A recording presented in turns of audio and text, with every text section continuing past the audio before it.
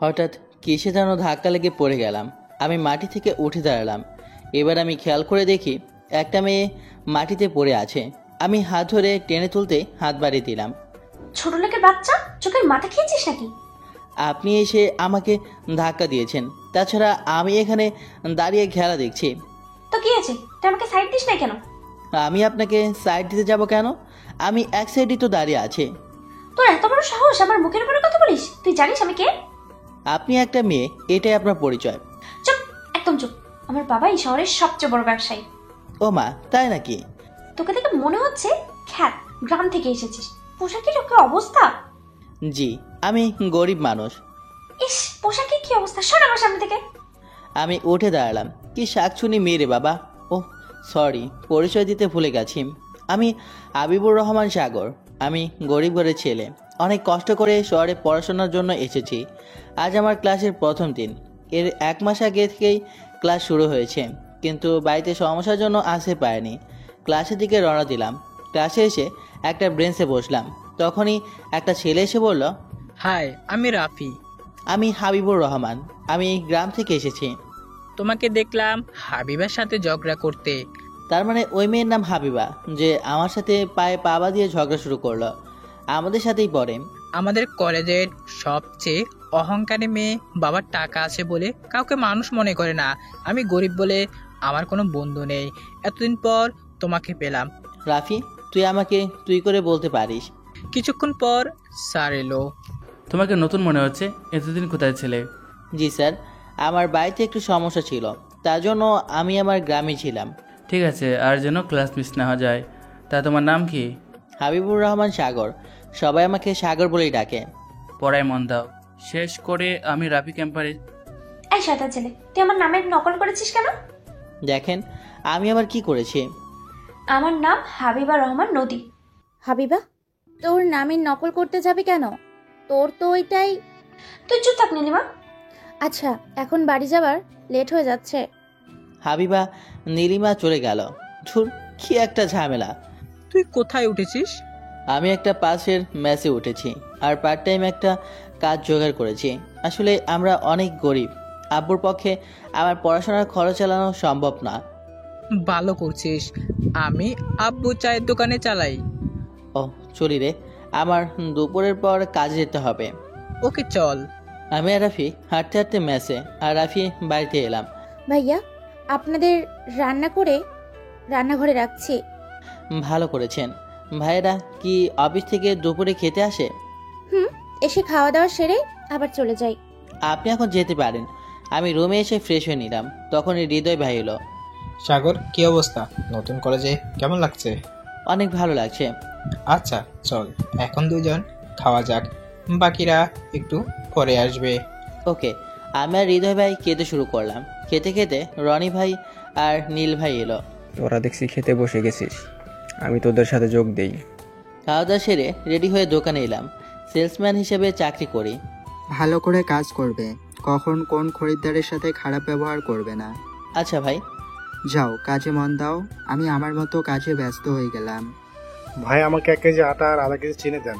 আচ্ছা ভাই, আপনি একটু অপেক্ষা করুন। আমি আটা আর চিনি খরিদ্দারকে দিলাম। ভাই, কত টাকা হয়েছে? বেশি না, মাত্র 60 টাকা হয়েছে। আপনি ক্যাশ কাউন্টারে টাকা দিয়ে দেন। আচ্ছা। কয়েক ঘন্টা কেটে গেল। হঠাৎ দেখলাম হাবিবা দোকানের সামনে দাঁড়িয়ে আছে। আপনি কি নেবেন? আরে তুই, এই সন্তান ছেলে, এদিকে আয়। আমার জন্য একটা আইসক্রিম নিয়ে আয়, লিচি ফ্লেভারের। আচ্ছা, আমি আইসক্রিম নিয়ে এলাম। আপনার আইসক্রিম ধরেন। আমি আইসক্রিম নেবো না। আমি কোন আইসক্রিম নেবো? তাড়াতাড়ি আমার জন্য নিয়ে আয়। জি, এখনই নিয়ে আসি। আমি কোন আইসক্রিম নিয়ে এলাম? এগুলো আমাকে ব্যাগে করে দে, আর আমার জন্য একটা পেপসি নিয়ে আয়। কয় লিটারে নিয়ে আসবো? তুই আমাকে জিজ্ঞেস করছিস কয় লিটারে? তোর সাহস তো কম নয়। সাহসের কি হলো? চুপ, তুই একটা কথাও বলবি না। তখনই ম্যানেজার দৌড়ে এলো। কি হয়েছে ম্যাম? আমার কাছে জিজ্ঞেস করছে কয় লিটার পেপসি নেবো। কিছু মনে করবেন না, ও নতুন এসেছে। সাগর, 250 মিলি একটা পেপসি দে। ওকে ভাই, আমি পেপসি দিলাম। হাবিবা বিল পরিশোধ করে চলে গেল। তুমি কিছু মনে করো না, এই মেয়ে এমন বাবার টাকার অহংকার দেখায়। আমাদের প্রতিদিনের কাস্টমার, আমাদের দোকানের সামনে যে বাড়ি দেখা যাচ্ছে, ওটা ওদের বাড়ি।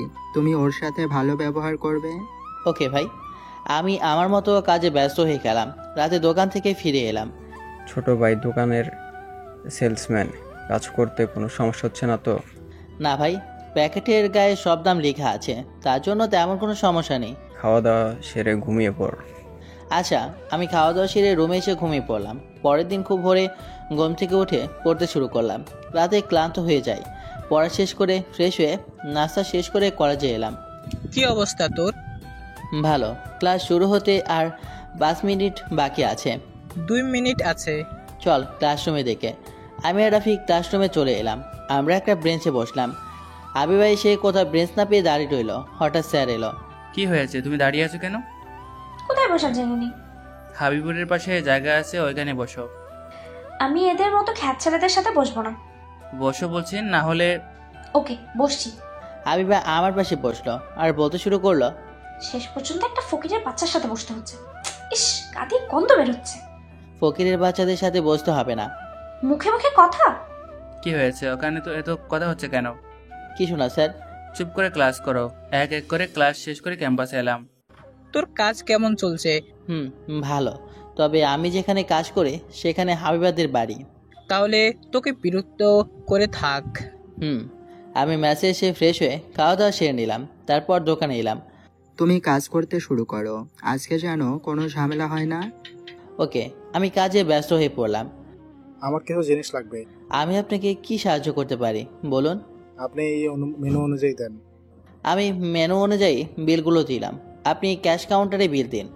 ওকে, আমি পরিশোধ করছি। আমি অন্য খরিদ্দারের সাথে কথা বলতে শুরু করলাম। বেশ কিছুদিন চলে গেল। এইভাবে হাবিবা আমাদের সারাদিন অপমান করে থাকে, কখনো কলেজে কখনো বা দোকানে এসে। আজ থেকে কলেজে পরীক্ষা শুরু হয়েছে। সবাই পড়াশোনা শেষ করে আসছো তো? আজ কিন্তু তোমাদের পরীক্ষা। জি স্যার। স্যার প্রশ্ন দিতে শুরু করলো। প্রশ্ন পেয়ে আমি আর রাফি লিখতে শুরু করলাম। স্যার, এই প্রশ্নের উত্তর বুঝতে পারছি না, যদি একটু বুঝিয়ে দেন। এখন পরীক্ষা, কাউকে কোনো প্রশ্ন বুঝিয়ে দিতে পারবো না, নিজের ইচ্ছে পরীক্ষা দাও। স্যার এক্সট্রা পেপার দেন। স্যার আমাকে পেপার এনে দিল। পরীক্ষা শেষ করে বাইরে এলাম। তুই তো ভালো পরীক্ষা দিয়েছিস, তোর রেজাল্ট অনেক ভালো হবে। এখনও অনেক পরীক্ষা বাকি আছে। এক এক করে পরীক্ষা শেষ হয়ে গেল। রেজাল্টের দিন চলে এলো। একদিন দোকানে কাজ করছি, তখন মবি স্যার এলো। সাগর, তুমি এখানে কি করছো? আমি এখানে সেলসম্যানের কাজ করি। আপনার কি লাগে বলুন? পরে বলছি, তুমি পড়াশোনা কখন করো?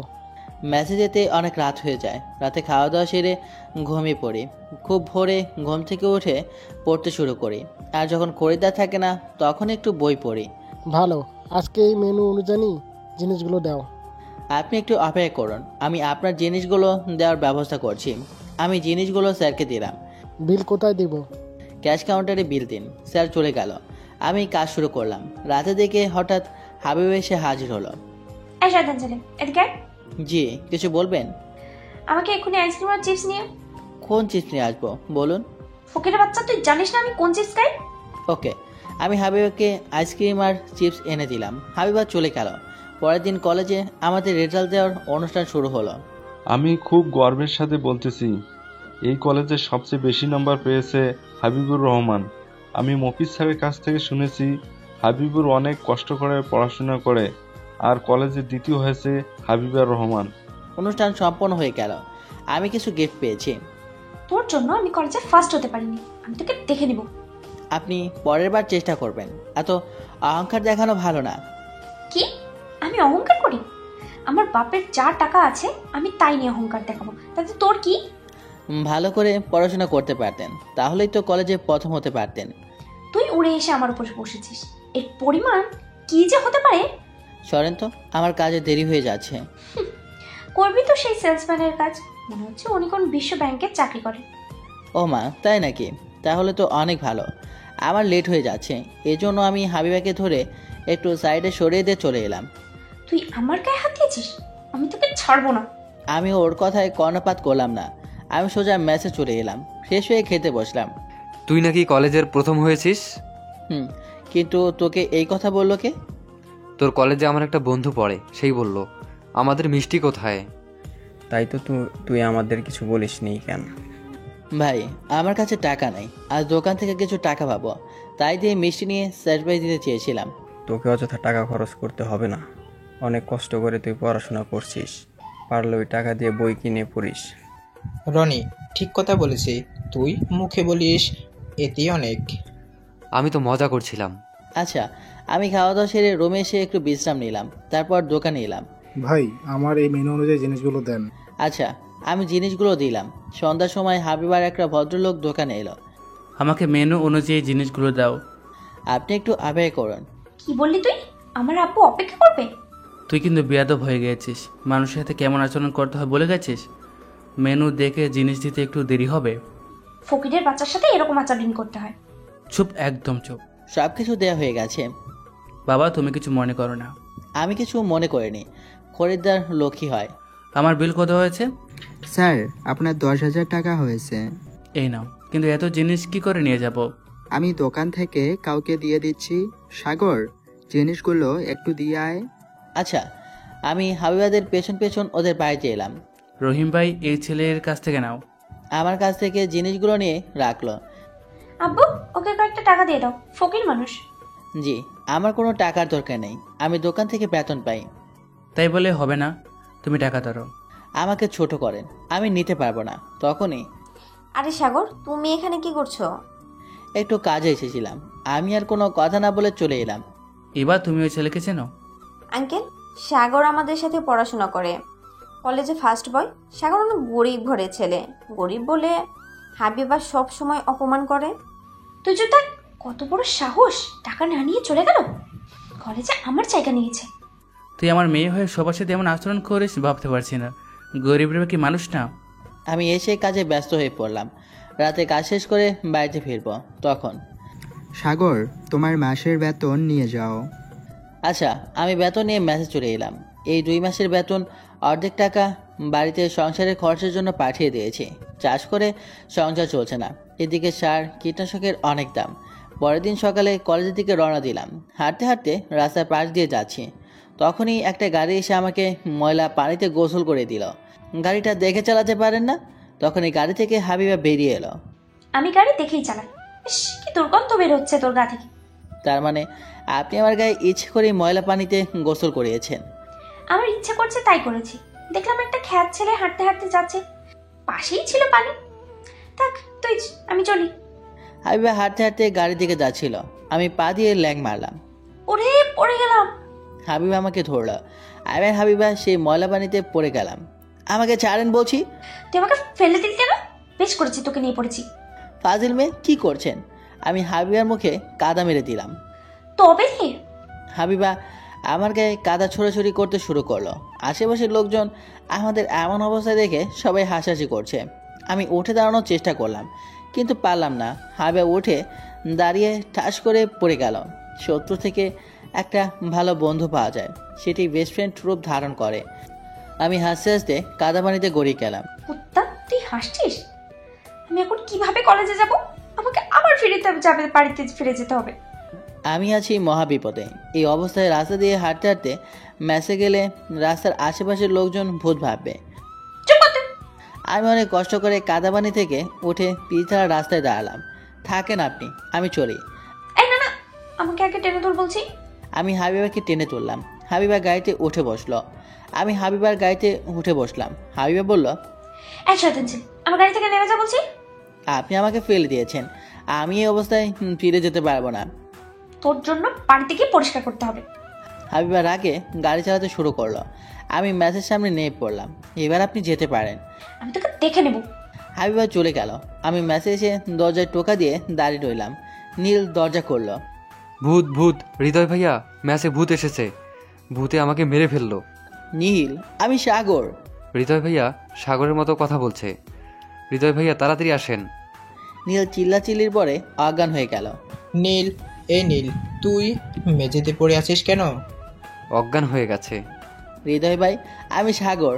আমি কাদায় পড়ে গিয়েছিলাম। নীল আমাকে দেখে ভূত ভেবে অজ্ঞান হয়ে গেছে। সাগর তাড়াতাড়ি পানি নিয়ে আয়। আমি পানি নিয়ে এসে নীলের চোখে মুখে পানি ঝাপটা দিলাম। নীলের জ্ঞান ফিরল। আমাকে দেখে আবার অবাক হয়ে গেল। ভাই, আমি ফ্রেশ হয়ে আসছি। নীল আবার আমাকে দেখলে জ্ঞান হারাতে পারে। আমি তাড়াতাড়ি ফ্রেশ হয়ে বাইরে এলাম। ততক্ষণে নীলের জ্ঞান ফিরে এসেছে। তোকে দেখে আমি অজ্ঞান হয়ে গেছিলাম, তুই এত কাদা পানিতে ভূতের মতো লাগছিল। আরে বলিস না, তুই হাবিবাকে চিনিস না? হাবিবা আমাকে এই অবস্থা করেছে, আমিও ওকে এই অবস্থায় করেছি। ভালো করছিস। এখন নীলকে নিয়ে হুজুরের কাছে গিয়ে একটু ঝাড়ফুঁক দিয়ে নিয়ে আয়। ভাই, তার কোনো দরকার নেই। আচ্ছা। আমি রুমে গিয়ে শুয়ে পড়লাম। কিছুক্ষণের মধ্যেই ঘুমিয়ে পড়লাম। ঘুম থেকে উঠে খাওয়া দাওয়া সেরে রুমে এসে রেডি হয়ে দোকানে এলাম। কি রে, আজ এত তাড়াতাড়ি আসলে যে? ভাই আর বলবেন না, কলেজে যাওয়ার সময় একটা গাড়ি এসে কাদা পানি ছিটিয়ে দিয়েছিল, তাতেই কলেজে যাওয়া বন্ধ হয়ে গেল। ম্যানেজার হি হি করে হেসে দিলেন। আচ্ছা, তোর কাজ কর। আমি কাজ করতে ব্যস্ত হয়ে পড়লাম। পরের দিন সকালে ঘুম থেকে উঠে ফ্রেশ হয়ে নাস্তা করে কলেজে এলাম। কিরে, গতকাল কোথায় ছিলি? ম্যাচে ছিলাম। কেন? তুই তো কলেজ বন্ধ করিস না, মনে হলো তুই গ্রামের বাড়িতে গিয়েছিস। আরে না, কলেজে আসার জন্য বের হয়েছি। কিছু দূরে আসার পর হাবিবার গাড়ি এসে আমাকে কাদা পানিতে ভিজিয়ে দিল। আমি ওকে ছাড় দিই নাই। বলিস কি রে, এই জন্য হাবিবা কলেজে আসেনি? আমি আর রাফি রুমের দিকে রওনা দিলাম। দরজার সামনে হাবিবা আটকে ধরলো। তোর জন্য আমি গতকাল কলেজে আসতে পারি নাই। আমার কত বড় ইম্পর্টেন্ট ক্লাস মিস হয়ে গেছে। লে হালুয়া, আমার জন্য তাই না? নিজে যদি আমাকে না কাদায় ফেলতেন তাহলে ক্লাস করতে পারতেন। আমি তোকে দেখে নেব। দেখার কি আছে, সামনেই তো আছে।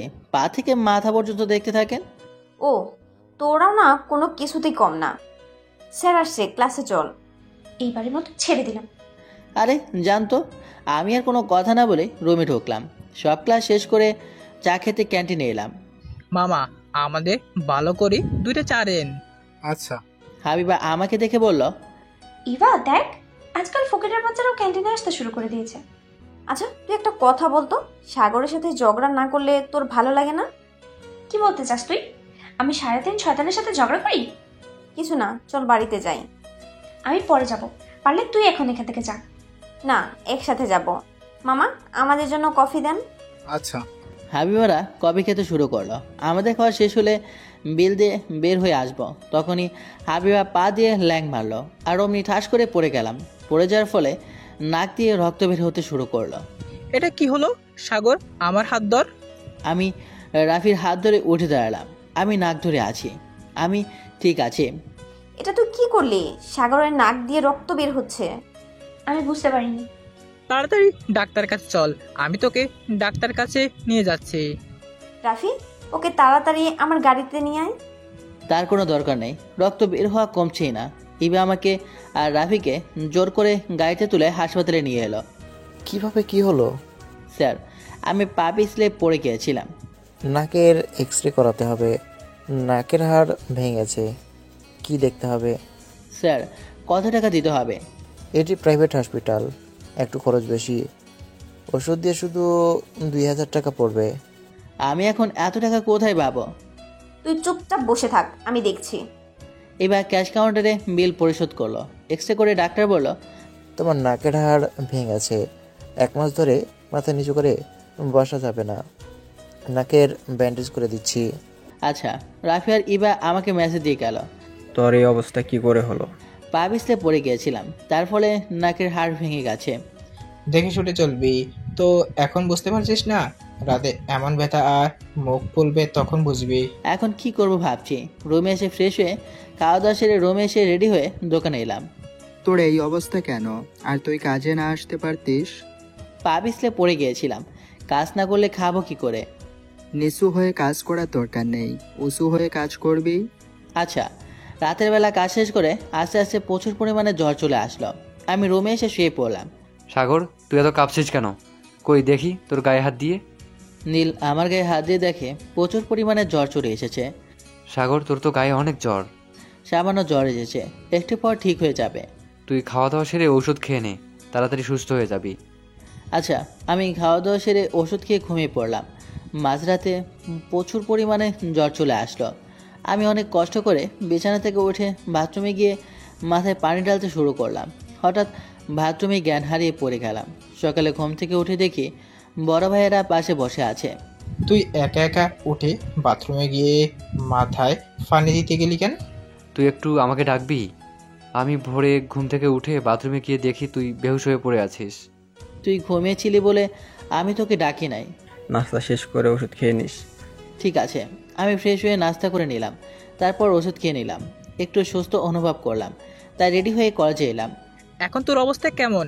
একটু ভালো আছি। কি দরকার ছিল কলেজে আসার? আজ কলেজে না আসলেও পারতি।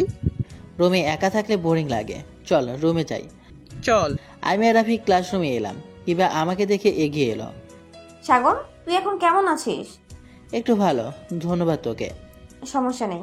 আমি আর রাফি একটা ব্রেঞ্চে বসলাম। কিছুক্ষণ পর ক্লাসরুমে স্যার এলো। সাগর, তোমার নাকে ব্যান্ডেজ কেন? পা পিছলে পড়ে গিয়েছিলাম, এর ফলে নাকের হাড়টা ভেঙে গেছে। সত্যি করে বলো, তুমি পা পিছলে পড়ে যাওনি তো? বুঝলাম না স্যার। প্রিন্সিপাল স্যার একটু পরে আসবে হাবিবার বিচার করতে। কেন স্যার? তোমার নামে অভিযোগ আছে, তুমি ইচ্ছা করে সাগরকে ফেলে দিয়েছো। কিন্তু আমি তো কোনো অভিযোগ দেইনি। ক্যান্টিনে স্যার ছিল, তোমরা খেয়াল করো নাই। হঠাৎ প্রিন্সিপাল স্যার রুমে এলো, সাথে হাবিবার আম্বু। আমি ভাবতে পারছি না তুই এমন কাজ করবি। এখন আমরা আপনার মেয়েকে 1 মাসের জন্য বরখাস্ত করতে চাই। প্লিজ স্যার, আমাকে বরখাস্ত করবেন না। 1.5 মাস পরে ফাইনাল পরীক্ষা। তোমার আব্বুর সাথে কথা বলা হয়ে গেছে, আমি কিছু করতে পারবো না।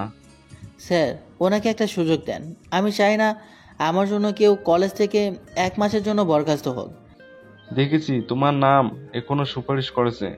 প্লিজ স্যার, আপনি একটু চেষ্টা করুন। তুই যাকে আঘাত করছিস সে তোকে বাঁচানোর চেষ্টা করছে। আচ্ছা ঠিক আছে হাবিবা, তোমার নামে আর কোনো অভিযোগ যেন না আসে। ওকে। ক্লাস শেষ করে ক্যাম্পাসে এসে আমি আর রাফি একটা বেঞ্চে বসে আড্ডা দিচ্ছি। সাগর, তোর সাথে হাবিবা কথা বলতে চাই। কেন, কি কথা বলতে চাই? সরি, আমি ইচ্ছা করে ফেলে দিইনি। আচ্ছা, আমি কিছু মনে করি নাই। আমি তো গরিব মানুষ, গরিবদের কখনো আঘাত লাগে না। আমি আবারও সরি বলছি। আমরা কি বন্ধু হতে পারি? আপনি গরিবদের সাথে মজা করছেন। সাগর, আমরা সবাই মিলে বন্ধু হতে চাই। সাগর রাজি হয়ে যায়। এমনিতে আমরা সবাই তো ক্লাসমেট। আচ্ছা, আমরা আজ থেকে ফ্রেন্ড। তুই আমাকে আপনি করে বলবি না। তোর ফোন নাম্বার দিয়ে আমার কাছে। আমার কোনো ফোন নেই, একটা ফোন ছিল বাড়িতে রেখে এসেছি, সামনের মাসে ফোন কিনবো। ওকে। ছুরি রে, আমার দেরি হয়ে যাচ্ছে, ম্যাসে ফিরে কাজে যেতে হবে। আমি তোকে বাড়িতে নামিয়ে দেবো, তুই আমার সাথে চল। তার কোনো প্রয়োজন নেই। হাবিবা আরিবা কোনো কথা না শুনে আমাকে জোর করে গাড়িতে তুলে ম্যাচের সামনে নামিয়ে দিয়ে চলে গেল। আমি বুঝতে পারছি না হাবিবা এর মধ্যে ভালো হয়ে গেল কি করে। আমি রুমে এসে ফ্রেশ হয়ে দুপুরে খাওয়া দাওয়া সেরে ওষুধ খেয়ে নিলাম, তারপরে বিশ্রাম নিয়ে রেডি হয়ে দোকানে এলাম। এখন কেমন আছিস? গতকালের চেয়ে ভালো আছি। আমি দোকানের ভিতর ঢুকে কাজ করতে শুরু করলাম। ভাই, আমাকে 2 কেজি চিনি দেন আর কফি দেন 200 গ্রামের। আচ্ছা, আমি চিনি আর কফি এনে খরিদ্দারে দিলাম। বিল কোথায় দিব?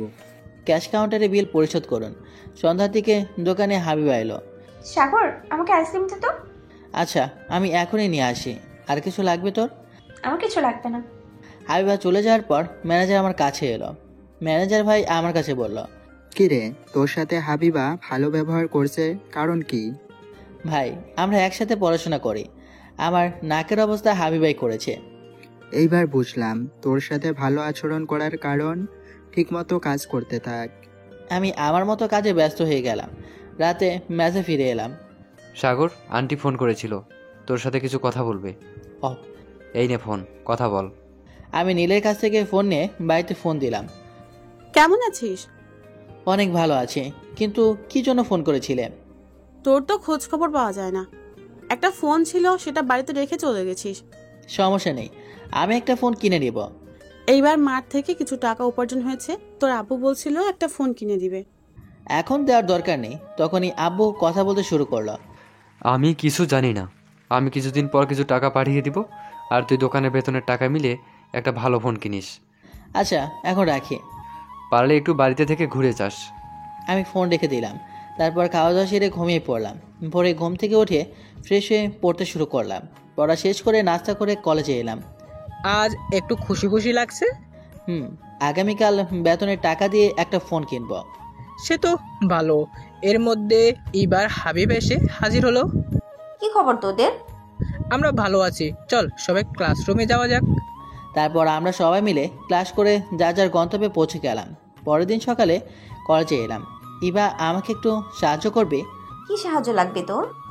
আসলে আমি একটা ফোন কিনবো, আমি তেমন ফোন সম্পর্কে বুঝি না, তুই যদি একটু সাহায্য করতিস। ওকে, চল। ও হ্যাঁ, এই ধর তোর টাকা। এটা কিসের টাকা? আমার চিকিৎসার পেছনে যে টাকা খরচ হয়েছিল সেই টাকা। এটা দেওয়া লাগবে না, আমরা তো বন্ধু, তাই না? কিন্তু কোনো কিন্তু না, চল তোর জন্য ফোন কিনতে চাই। আমরা 4 জন মিলে এক মোবাইল শপে। মামা, একটা মোবাইল দেখান। ঠিক আছে, কেমন দামের মধ্যে ফোন লাগবে? 5,000 টাকার মধ্যে দেখান।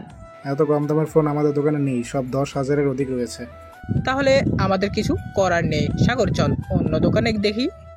মামা, আপনি মোবাইল দেখান, আমরা মোবাইল নেব। কিন্তু আমার কাছে এত টাকার ফোনের বাজেট নেই। 10,000 টাকা চলে গেলে আমাকে 10 দিন না খেয়ে থাকতে হবে। তোর কাছ থেকে আমি টাকা চেয়েছি? ওরা একটা ফোন পছন্দ করলো, আমি অর্ধেক টাকা দিয়ে দিলাম, আর বাকি অর্ধেক হাবিবা দিল। এত চিন্তা ভাবনা বন্ধ কর, এই বাড়িতে ফিরে যেতে হবে। আমি আমার পকেট থেকে সিম কার্ড বের করে মোবাইলে লাগালাম। দে, তোর ফেসবুক সাইন ইন করে দে, আরও কিছু সেট করে দে। আচ্ছা, আমি হাবিবার কাছে ফোন দিলাম, হাবিবা সব কিছু সেট করে দিল। এটা আমার নাম্বার, সেভ করে দিয়েছি। তারপরে আমরা আড্ডা দিতে দিতে ফিরে এলাম। আমি এসে এসে বাড়িতে ফোন দিলাম। ফোন কিনেছিস? তুমি এই নাম্বারে আজ থেকে ফোন দেবে, এইটা আমার নাম্বার। ঠিক আছে, আমি ফোন রেখে দিলাম। গোসল করে খাওয়া দাওয়া সেরে কিছুক্ষণ বিশ্রাম নিয়ে রেডি হয়ে দোকানে এলাম। এইভাবে কেটে গেল অনেক দিন। এখন আর হাবিবা আমার সাথে খারাপ ব্যবহার করে না। মাঝে মাঝে আমরা 4 জন মিলে কোথাও আড্ডা দিতে যাই। হাবিবার সাথে ফোনে কথা বলা শুরু হয়, কখনো ফেসবুকে, আবার কখনো কলের মাধ্যমে কথা হতে থাকে। হঠাৎ একদিন হাবিবা আমাকে প্রপোজ করে বসলো। এটা অসম্ভব, তোর সাথে আমার যায় না, তুই আমার চেয়ে অনেক ভালো কাউকে পাবে। প্লিজ আমাকে ফিরিয়ে দিস না। আমি জানি তুই গরিব, কিন্তু তুইও তো মানুষ। আমি তোর কাছে অনেক আশা নিয়ে এসেছি। তা হয় না, আমি শুধুমাত্র একটা ভালো বন্ধু। আমি কিছু জানি না, তুই আমাকে ভালোবাসবি এটাই জানি। আমাকে ভুল বুঝিস না, এসব আমার দ্বারা হবে না। তখনই হাবিবা এসে আমাকে জড়িয়ে ধরে কাঁদতে শুরু করলো। আমি হাবিবাকে ছাড়িয়ে দিয়ে একটা থাপ্পড় দিয়ে পড়লাম। প্লিজ তুই আমাকে একা থাকতে দে। হাবিবা কাঁদতে কাঁদতে বাড়িতে চলে গেল। পরের দিন সকালে ঘুম থেকে উঠে নাস্তা করে কলেজে আসে। মাঝপথে একটা গাড়ি এসে দাঁড়ালো। গাড়ি থেকে ইবা বের হয়ে এলো। তুই এখন আমার সাথে যাবি। কোথায় যাব? গেলেই দেখতে পাবি। আমি আর ইভা গাড়িতে উঠলাম। গাড়ি হাবিবদের বাড়িতে এসে রাখলো। ইবা, তুই আমাকে হাবিবের বাড়িতে নিয়ে আসলি কেন? ভিতরে গেলেই বুঝতে পারবি। চল এখন ভিতরে যাওয়া যাক। আমি আর ইবা হাবিবাদের বাড়ির ভেতরে ঢুকলাম। হঠাৎ সোফায় দেখে সোফার দিকে তাকিয়ে তো আমি অবাক হয়ে গেলাম। আব্বু আম্মু এখানে কি করছে? আমি তখন বললাম, তোমরা এখানে কি করছো? হাবিবার আব্বু আমাদের এখানে নিয়ে এসেছে। কি জন্য নিয়ে এসেছে বলবে তো? তখনই হাবিবা বলে উঠল, আমি বলছি তোর বিয়েতে এসেছে। কি আমার বিয়ে? হাবিবা, এসব কি ফান করছিস? আমি কোনো ফান করছি না, আমি আব্বুর সাথে তোর কথা বলেছি, এতেই আব্বু রাজি হয়ে গেছে। কিন্তু এনাদের কোথায় পেরে? তোর ফোন থেকে নাম্বার নিয়েছিলাম, এর মধ্যেই হাবিবার আব্বু এলো। কি সাগর, বিয়েতে রাজি তো? আমি বিয়েতে রাজি না, আমার পড়াশোনা এখনো শেষ হয়নি। সেটা আমি দেখব। প্লিজ আমাকে বিয়ে করতে বলবেন না। হাবিবা শুধু আমার বন্ধু, এছাড়া কিছু না। আন্টি আপনি কিছু বলেন, আমার মা নেই, আজ থেকে আপনি আমার আম্মু। মা, আমি কি বলবো? আপনি একটু বোঝান ওকে, আমি ওকে ছাড়া বাঁচবো না। সাগর, তুই রাজি হয়ে যা। হাবিবা কিন্তু অনেক জেদি। ঠিক আছে, আমাদের এই বিয়েতে কোনো আপত্তি নেই। এখন সাগরের মতামত নিলে ভালো হয়। প্লিজ বাবা, তুমি রাজি হয়ে যাও। আমি হাবিবার সব ইচ্ছা পূরণ করেছি। বাবা তুই রাজি হয়ে যা। সবার জোরাজুরিতে আমি অবশেষে রাজি হয়ে গেলাম। 2 দিন পর তোমাদের বিয়ে। আমি আর কোনো কথা না বলে চুপচাপ হাবিবাদের বাড়ি থেকে বেরিয়ে এসে ম্যাচে এলাম। কি রে, তোকে এমন লাগছে কেন? আমি বুঝতে পারছি না কি করব। আমার বিয়ে হাবিবার সাথে। কি, তুই কি পাগল হয়ে গেছিস? ওর সাথে বিয়ে? সবার জড়িতে রাজি হয়েছে, সবাইকে ডেকে দাওয়াত দিলাম। আমরা এখনো বিয়ে করতে পারলাম না, তুই আমাদের আগেই বিয়ে করেছিস। আমার কিছু বলার নেই ভাই, বুঝতে পারছি তোকে জোর করে বিয়ে দিচ্ছে, কিন্তু আমরা বাড়িতে বলেও বিয়ে দিচ্ছে না। আমি একটু হাসলাম। আমি দুপুরে খাওয়া দাওয়া সেরে দোকানে এলাম। কি খবর ভাই? ডুবে ডুবে জল খাচ্ছিলে, ভাবলে আমি জানতে পারবো না? ভাই আমি কিন্তু বুঝলাম না। হাবিবার সাথে তোর সম্পর্ক ছিল, তার জন্য তোদের বিয়ে হচ্ছে? আমার কোনো বিয়ে করার ইচ্ছে নেই, কিন্তু জোর করে বিয়ে দেওয়া হচ্ছে। আব্বু আম্মুকে নিয়ে এসেছে হাবিবা। আমি দোকানের ভেতরে ঢুকে কাজ করতে শুরু করলাম। কাজ শেষ করে মেসে ফিরে এলাম, তখনই হাবিবার ফোন এলো। কি করো এখন? দোকান থেকে মেসেজে শুয়ে আছি। আব্বু আম্মু কোথায়? আমাদের বাড়িতে আছি। খাইছো? না, একটু পর খেতে বসবো। আগামীকাল আমার সাথে দেখা করবে। আমার কলেজ আছে। বিয়ের পরে কলেজে গিয়ে কি হবে? সকালে আমি তোমার জন্য তোমার মেসের সামনে অপেক্ষা করব। চেষ্টা করব। আরও কিছু কথা বলে ফোন রেখে দিলাম। তারপর খাওয়া দাওয়া সেরে ঘুমিয়ে পড়লাম। সকালে ঘুম ভাঙলো ফোনের মেসেজের শব্দে। ফোন হাতে নিয়ে দেখে হাবিবা মেসেজ দিয়েছে। শুভ সকাল, তাড়াতাড়ি রেডি হয়ে বেরিয়ে এসো। আমি বুঝতে পারছি না মেয়েটা কী চায় আমার কাছ থেকে। আমার সাথে কোনো ষড়যন্ত্র হচ্ছে না তো? তাড়াতাড়ি রেডি হয়ে বাইরে এসে দেখি হাবিবা দাঁড়িয়ে আছে। এত দেরি করলে কেন? এমনি দেরি হয়ে গেল। চলো আমরা এখন যাই। কোথায় যাব? আমাদের বিয়ের মার্কেট করতে। রাফি আর রিবা আমাদের জন্য অপেক্ষা করছে। থুর, ভালো লাগে না। আমি আর হাবিবা একটা রিক্সা নিয়ে মার্কেটে এলাম। বিয়ের শপিং করে একটা রেস্টুরেন্টে এসে বসলাম। অবশেষে তোদের বিয়ে হচ্ছে, আমি কখনো ভাবতে পারিনি। অনেক ভালো হয়েছে তাই না? আমরা সবাই মিলে একসাথে থাকতে পারবো। আমার খাওয়া শেষ, চলো বাড়িতে ফিরতে হবে। আমি আর হাবিবা একটা রিক্সায় আর ওরা দুজনে আরেকটা রিক্সায় আসে। তুমি আমাকে ভালোবাসো? চুপ করে রইলাম।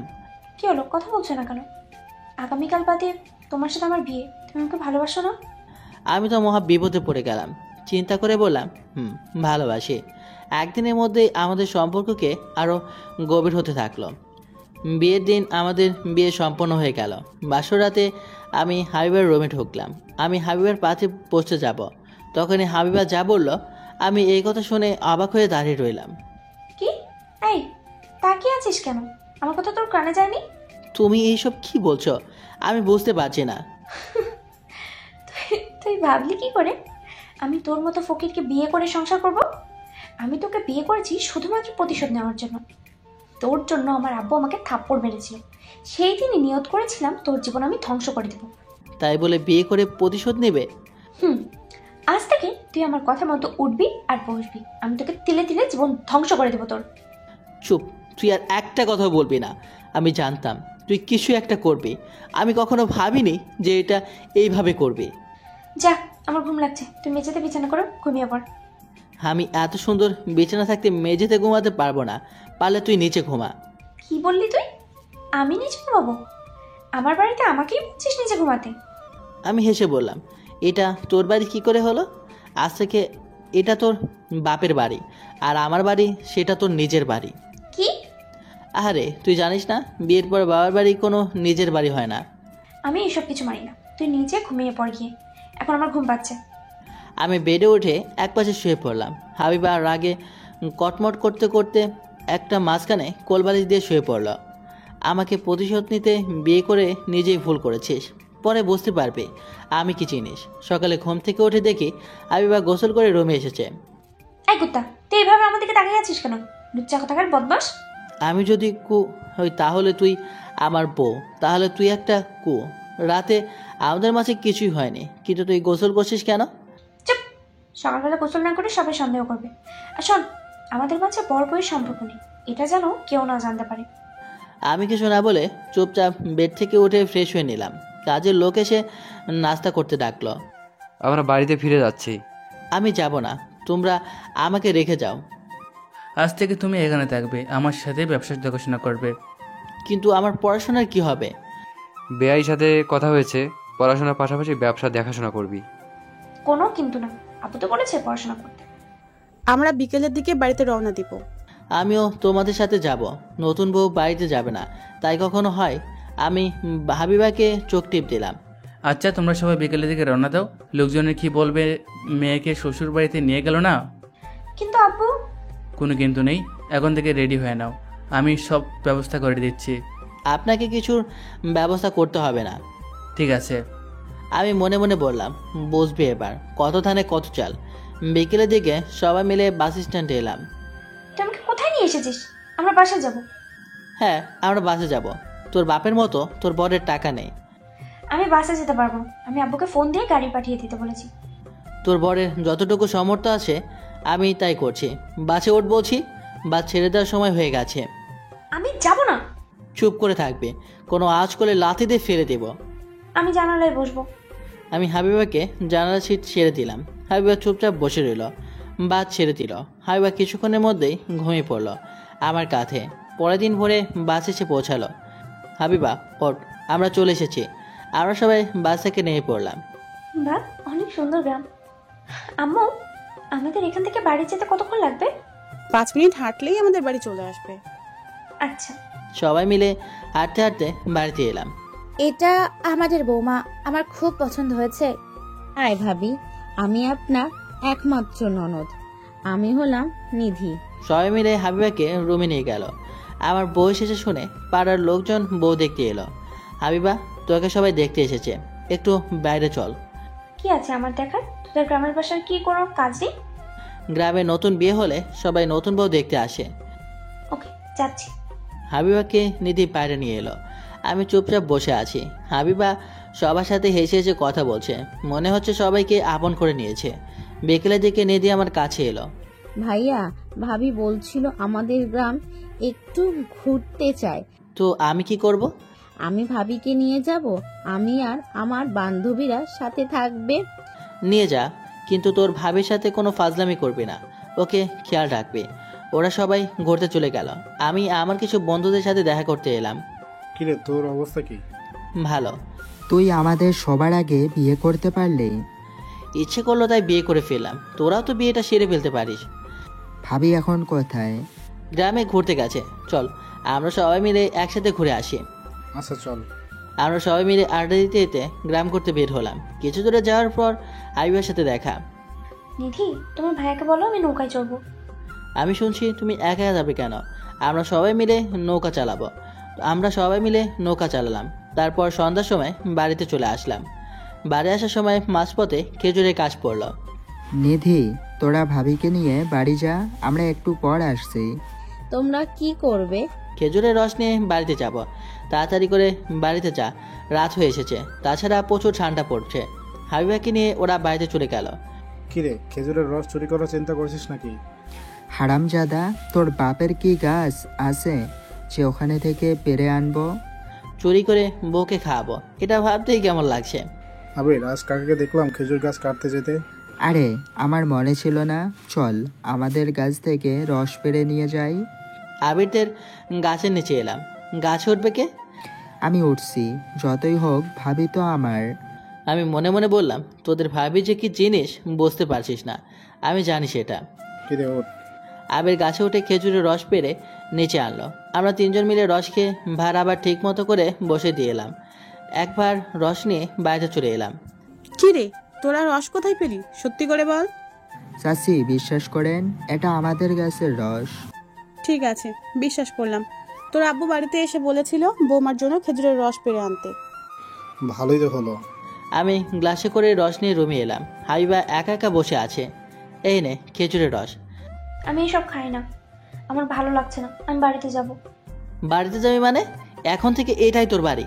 রস খেয়ে নে, টাটকা রস গাছ থেকে পেরে নিয়ে আসছি। আমি জোর করে খাইয়ে দিলাম। তুই এটা কি করলি? হাবিবা মনে মনে বলতে শুরু করলো, বাহ, দারুণ খেতে, আরও খেতে ইচ্ছে করছে, কিন্তু হারমিটা অন্য কিছু মনে করবে তো। আরেক গ্লাস দিই? আমি খাবো না বললাম তো।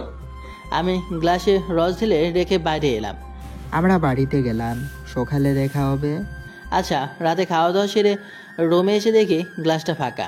তুই এমন করে তাকিয়ে আছিস কেন? মেয়ে মানুষ কখনো দেখিসনি? এমনি তাকিয়ে আছি। আমি বেডের পাশে শুয়ে পড়লাম। তুই নিচে ঘুমা, আমি উপর ঘুমাবো। আমি পারবো না, তুই পারলে নিচে ঘুমিয়ে পড়। হাবিবা রাগে কটকট করতে করতে আমার পাশে শুয়ে পড়লো। হাবিবা ভাবতে শুরু করলো, কি করে প্রতিশোধ নেওয়া যায়। প্রতিশোধই নিতে পারছি না, উল্টো আমার উপরই প্রতিশোধ নিচ্ছে। আমাকে আরো ভাবতে হবে কি করে সাগরের উপরে প্রতিশোধ নেব আমি। হাবিবা ভাবতে ভাবতে ঘুমিয়ে পড়লো। পরের দিন সকালে ঘুম থেকে উঠে ফ্রেশ হয়ে নিলাম। হাবিবা এখনও ঘুমিয়ে আছে। ঘুমানো অবস্থায় হাবিবাকে অনেক মায়াবী লাগছে। হঠাৎ হাবিবা চোখ খুলে তাকালো। এই, তুই আমাদেরকে তাকিয়েছিলি কেন? এমনি দেখছিলাম আমার বউটা কেমন করে ঘুমাচ্ছে। কে তোর বউ? তুই ভাবলি কি করে আমি তোকে স্বামী হিসেবে মেনে নেবো? নবাব জাদি ঘুম থেকে উঠে বাড়ি ঝাড়ু দেখিয়ে। কি? আমি বাড়ি ঝাড়ু দিব? আমাকে দেখে তোর কাজের লোক মনে হয়? তোকে দেখে মনে হয় রাজকন্যা। এই নে ঝাড়ু, এইবার সারা বাড়ি ঝাড়ু দে। তখনই আম্মু রুমে এলো। সাগর, বৌমার হাতে ঝাড়ু কেন? দেখো না আম্মু, আপনার ছেলে আমাকে ঘুম থেকে উঠিয়ে জোর করে ঝাড়ু ধরিয়ে দিয়েছে আর বলেছে সারা বাড়ি ঝাড়ু দিতে। কি, তোর এত বড় সাহস? বৌমা, ঝাড়ুটা দাও তো।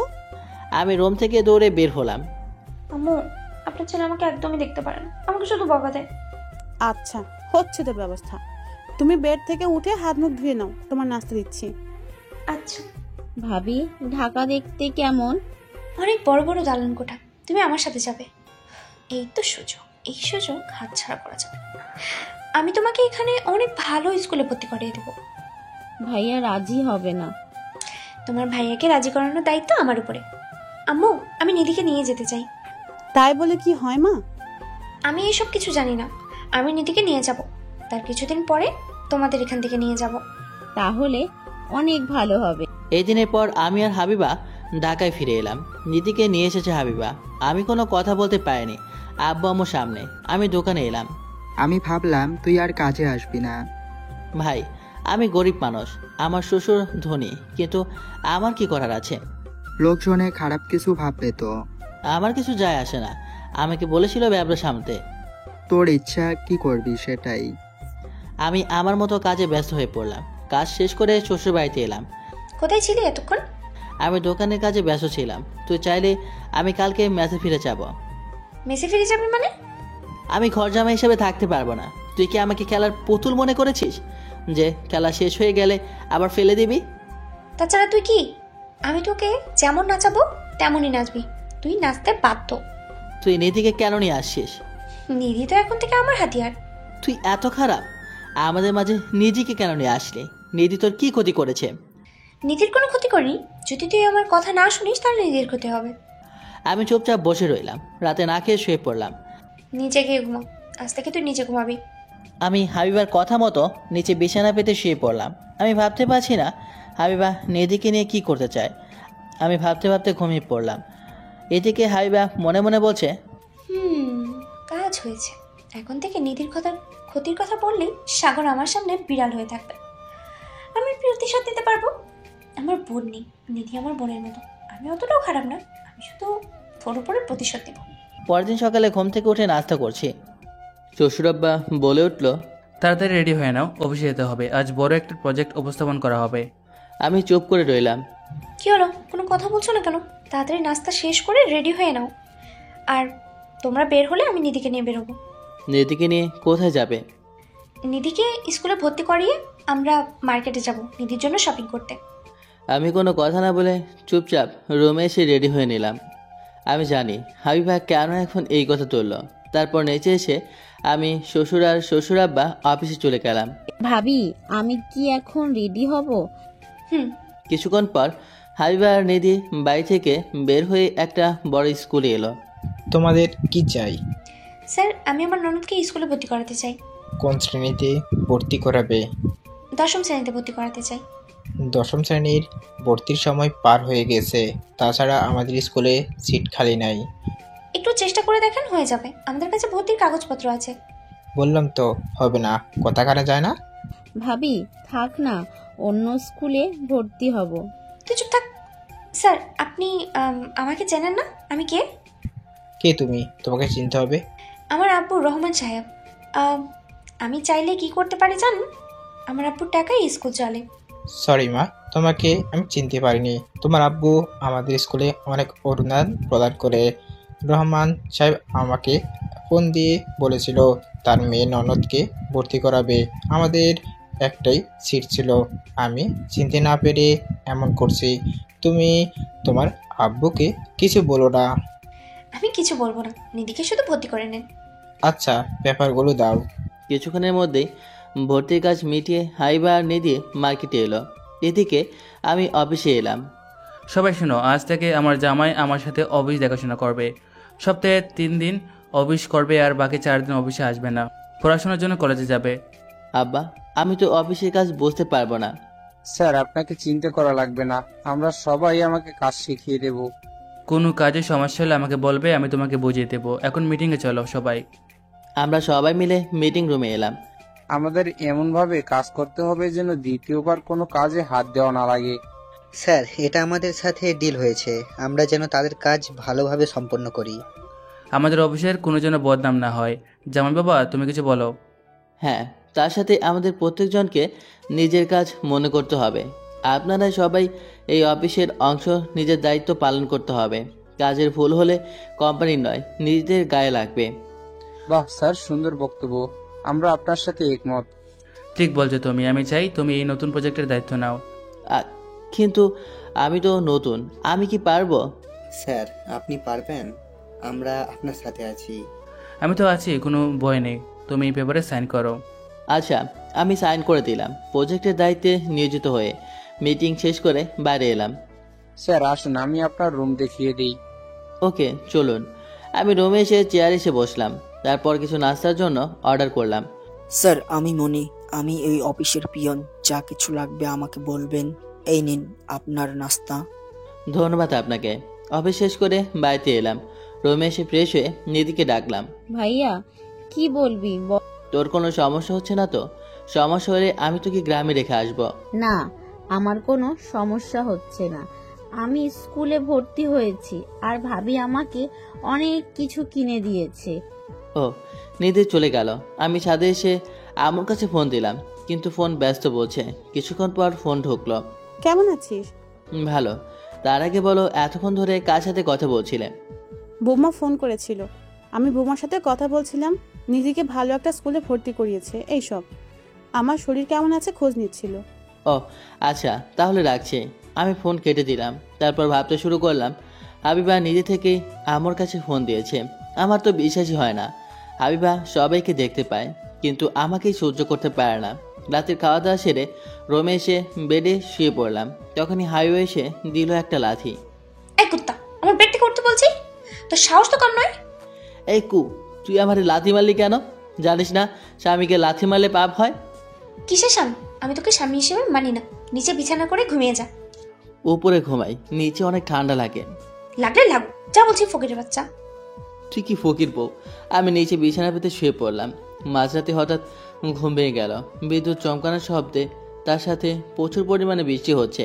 আমি বেডের উপর তাকিয়ে দেখি হাবিবা ভয়ে দলা হয়ে আছে। কি দেখছিস? আমি বিদ্যুৎ চমকালে খুব ভয় পাই। তখনই একটা বিদ্যুৎ চমকালো। হাবিবা লাফ দিয়ে আমার কাছে এসে পড়লো। তোর শরীর কেমন কাঁপছে কেন? উপরে চল, আমার খুব ভয় পাচ্ছে। আমি কোনো চিন্তা না করে বেড়ে শুয়ে পড়লাম।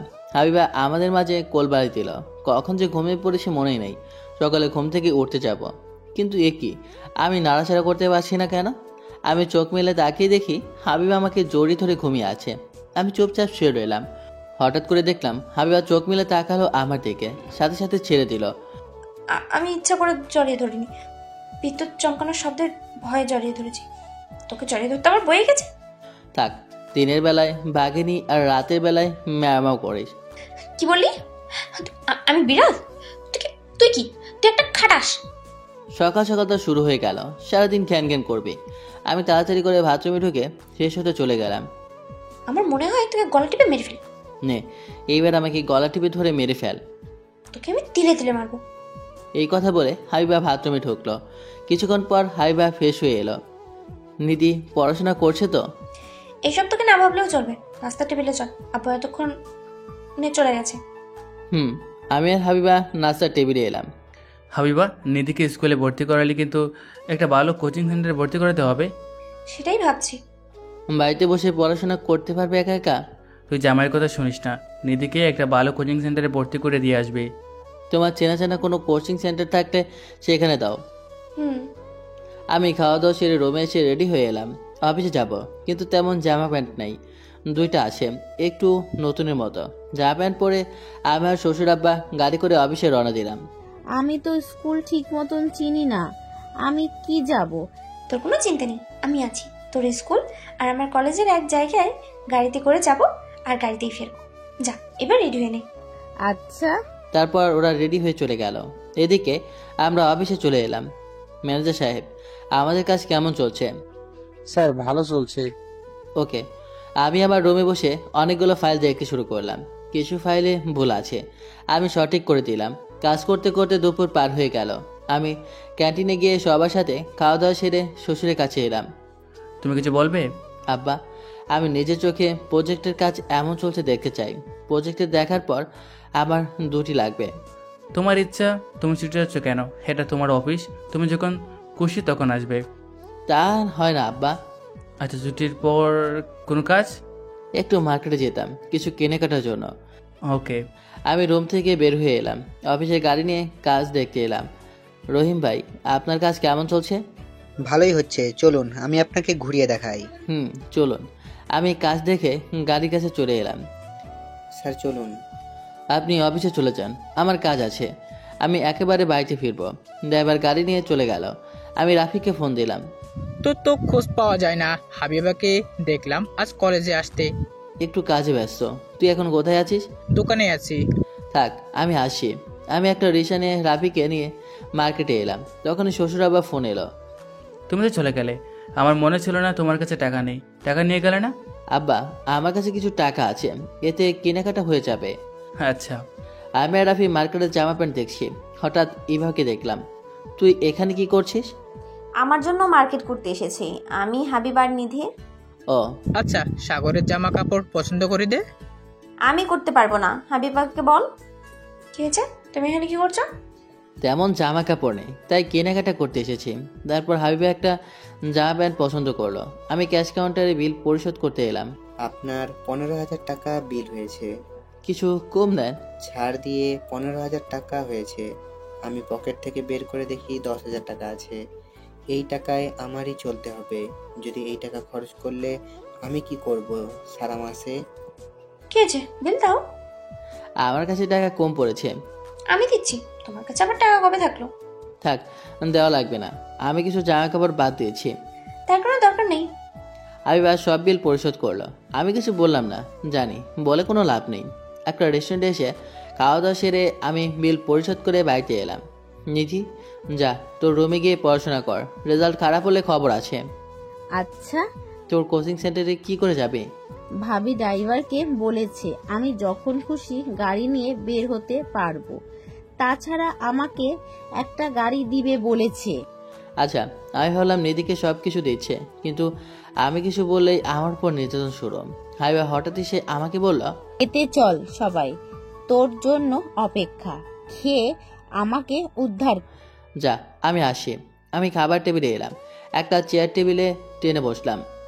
কাল আমাদের অফিসে এই প্রজেক্ট নিয়ে কিছু উপস্থাপন করতে হবে। আচ্ছা। কি হলো? তুমি কি ভাবছো? কই কিছু না। আমি খাওয়া দাওয়া সেরে রুমে না গিয়ে সোজা ছাদে এলাম। ছাদে এসে একটা চেয়ারে বসে রাস্তার কোলাহল দেখছি।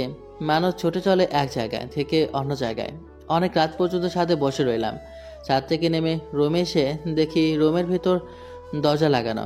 আমি দরজায় ধাক্কা দিলাম বেশ কিছুক্ষণ ধরে, কিন্তু হাবিবা দরজা খোলো না। আমি ফোন দিলাম। কি হয়েছে? তুই দরজা ধাক্কা দিচ্ছিস কেন? আর এত রাতে আমার ফোন দিয়েছিস কেন? আমি রুমের ভিতর যাব, আমার ঘুম পাচ্ছে। যেখানে ছিলি সেখানে ঘুমাকি, আমি দরজা খুলবো না। তুই যদি আরেকবার বিরক্ত করিস তোর খবর আছে। কিন্তু আমি কোথায় ঘুমাবো? হাবিবা কিছু না বলে রাগে ফোন কেটে দিল। আমি নিচে এসে সবাই শুয়ে পড়লাম। প্রচুর ঠান্ডা পড়েছে, আমার কাছে কিছুই নেই। আমি ঘুমিয়ে পড়লাম। সকালে ঘুম ভাঙলো শ্বশুর আব্বা ডাকে। তুমি এখানে ঘুমিয়ে আছো কেন? আসলে আব্বা, রাতের বেলায় পানি খেতে এসেছিলাম, সবাই বসে পানি খাচ্ছিলাম, হঠাৎ ঘুমিয়ে পড়েছি। যাও ফ্রেশ হয়ে নাস্তা করতে এসো। আমি রুমে এসে ফ্রেশ হয়ে নিলাম। রাতে কেমন ঘুম হলো? মজা নিচ্ছিস আমার সাথে? রাতে ঠান্ডায় জমে গেছি। বাহ, খুব ভালো হয়েছে। গরিবের শীত বলে কিছু নেই, দেখিস না এত শীতেও তারা রাস্তায় ঘুমিয়ে পড়ে। আমি গরিব, এটাই আমার পরিচয়। শোন, মানুষের টাকা থাকলে কিন্তু সুখী হয় না। আমি সুখ টাকা দিয়ে কিনবো, আমার বাপের টাকা আছে। এত অহংকারী হওয়া ভালো না। টাকা তোমার আব্বুর আছে, কিন্তু তোমার বরের ততটুকু সামর্থ্য নেই। তুই আমার কিসের স্বামী? আমি তোকে মানি না।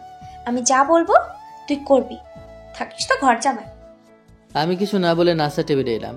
এইভাবে কেটে গেল কয়েক মাস। হাবিবার জন্মদিন চলে এলো, সারা বাড়ি সাজানো হলো। কিরে, আর কত সাজাবি? দেখা যাক বাড়ি কত দূর সাজানো যায়। এইদিকে একটু ফুল দিয়ে সাজালে অনেক সুন্দর লাগে। আচ্ছা, আমি আর রাফি ফুল সাজানো শেষ করলাম। রাতের দিকে হাবিবা কেক কাটলো। আব্বু হাঁ করো। আমাকে কেন? জামাইকে আগে দে। তুমি খাও। তারপর হাবিবা তার আব্বুকে খাইয়ে দিল। হাবিবা এক এক করে সবাইকে খাইয়ে দিল, কিন্তু আমাকে দিল না। আমি কিছু মনে করিনি। এটা কি হলো? তোকে কেক দিল না? আরে আমি কেক খাই না, এই জন্য আমাকে খেতে দেয়নি। তুমি আত্মীয় স্বজনদের খাওয়ার দিকে একটু খেয়াল রাখো। আচ্ছা, আমি লোকজনকে খাইয়ে দিলাম। বাড়ি শেষ করে আমি খেতে বসলাম। ভাইয়া, ভাবি তোকে ডাকছে। তোর ভাবি কোথায় আছে? ছাদে আছে। আচ্ছা তুই যা, আমি একটু পরে যাচ্ছি। আমি খাওয়া দাওয়া সেরে ছাদে এলাম।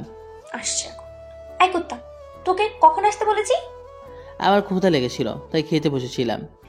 ফকিরা তো এমন ভালো ভালো খাবার চোখে দেখে না, দেখলেই খেতে চায়। এই নে, এটা খা। কি এটা? বিয়ার খেতে অনেক ভালো লাগে, এটা তুই কখনো চোখে দেখিস নাই? আমি এসব খাবো না। হাবিব আমাকে জোর করে ধরে অর্ধেক খাইয়ে দিল। খেতে ভালো না? আমি কোনদিন খাইনি, একটু খেয়ে দেখি। হাবিবা অর্ধেক খেয়ে নিল। আমি নেশায় আসক্ত হয়ে পড়লাম।